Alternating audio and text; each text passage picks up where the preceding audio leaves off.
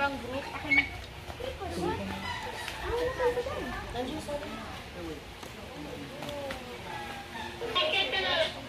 Yes, take a seat lang po yung unang group or second group. Where are? There. Look there. There, sitting. Come here in front. Ate, in front, ate. Come here. That's them. That's their houses. The native here. Native Filipinos. Tribal.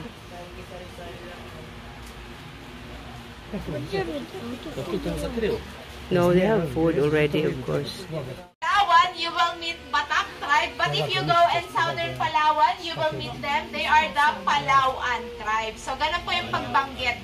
Palauan. Yeah, not Palawan. It's Palauan. Yes, po.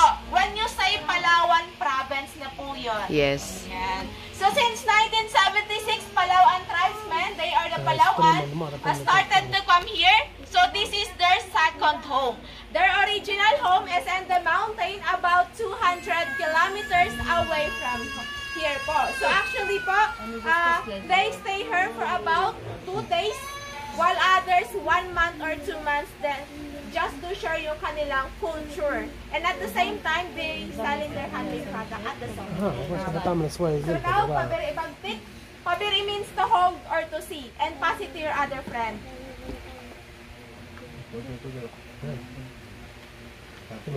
So that product that you are holding, they call it bagtik. They make all of the sauces. Yes, bagtik is a resin of almasiga tree. So, almasiga tree is a huge tree that grows in higher elevation. So, ma'am, sir, that product that you are holding, they call it bagtik, means traditional po para sa kanila. And at the same time, in ingredients sa paggawa ng nail polish, fiberglass, paints, varnish, and other related products. So, yan po yung main ingredients. So, next.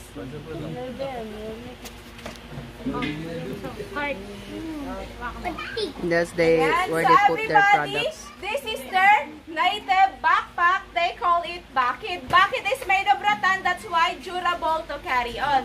They put bagtik here, and when it's full, they just tie it up so the product won't fall. If the product is heavy, mabugat, don't worry because they have this head strap, shoulder strap to carry more weight.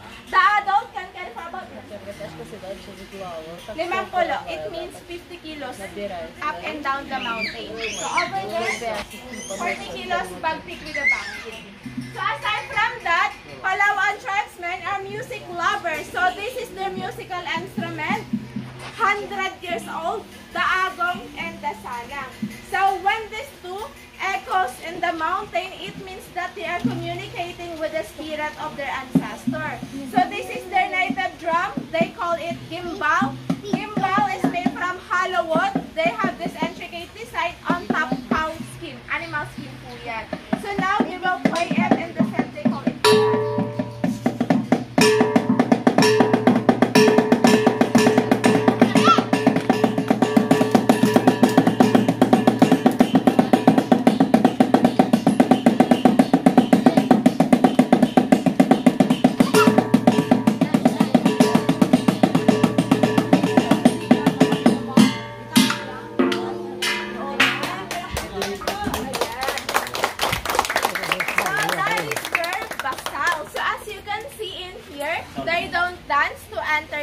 because for them, tribal dances is a ritual which means sacred. But back in the village, when they have events, for example, they have wedding ceremony, that's the time that nagsasayaw sila. So now, they will play 2-string guitar. They call it kudyapi or kudlungan. Isa sa mga unang gitara ng Pilipinas, they will play a bird song and they call it bogit.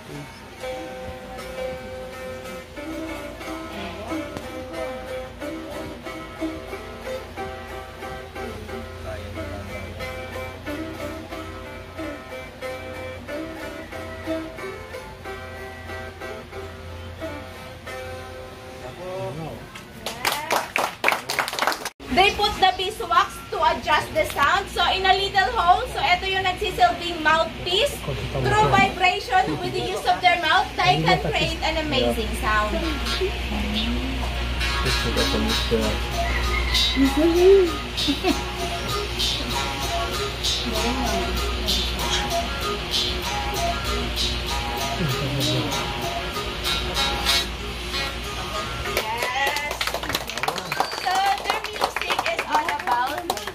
Aside from music lover, they are hunter-gatherer. They have special tools which is 100 years old. Yes, Sangkatos, it means 100 years old. The metal, Makansang, it means many had been killed using these two. They only use this for the wild pig. So if the target is visible, this Sorayang, they just throw it at a distance, and when it hits in the target, the metal will separate and get well stuck. Yes. So, if the target trying to escape, this handle will hang on the bushes for trapment. So, sasabit ito sa sanga para matrapo yung hayop. And if the target is alive, they use these ligands to follow up kill. So, para maka-attract ng animals, they have this whistle, and they call it tampius, and imitate the sounds of the birds and the squirrels. So now, you can listen to the sound of tampius.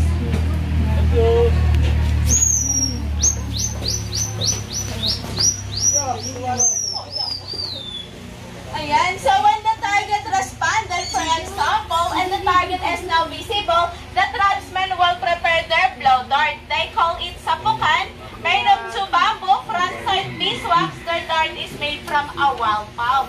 Sa Palawan tribe, do not use bow and arrow. They only use that. And then, yung kanilang target, Wow. so that is their way of hunting the animals. It needs flintstone or batong buhay. And then, metal, so through creating relationship between other parts of Asia, nagkaroon ng metal ang tribe.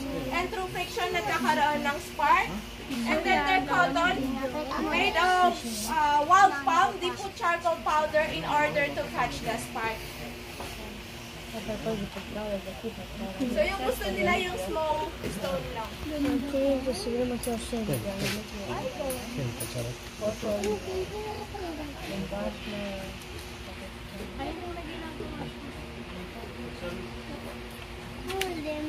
So till now, they use that santikan.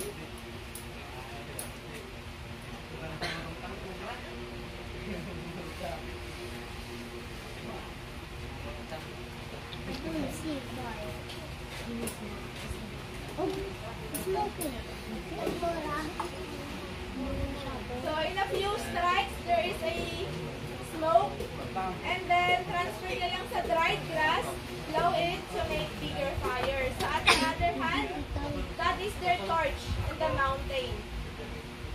Arasin of wild plant. Natural incense yung nasa kabilang kamay.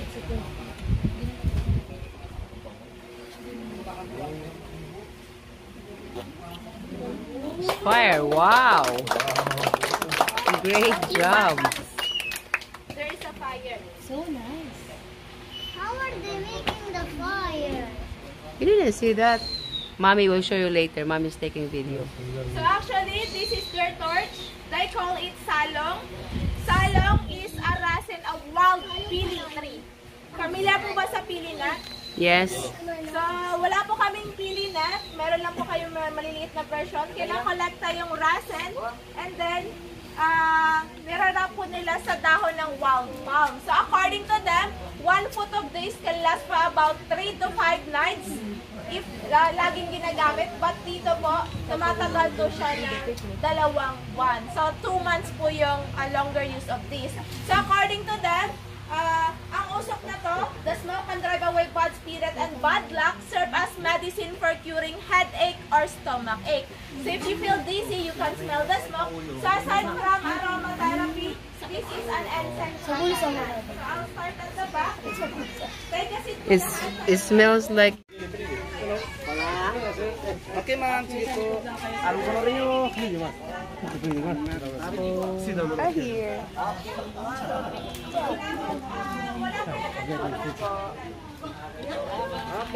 So we're just having photo, and now it's also okay. We're gonna go next one. I don't know. Maybe, should we?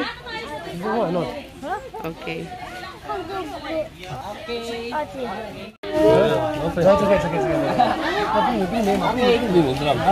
Wait. Che siedi? Prinda sram, no? We're having a photo.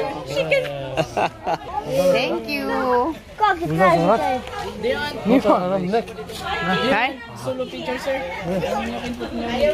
Wait, hold on, ate. I'm gonna make a photo. Thanks for watching mga kayos. Don't forget to subscribe, leave a comment down below, hit the like button and notification bell. And for more videos, just click on the boxes on the right. See you in my next vlog. Bye!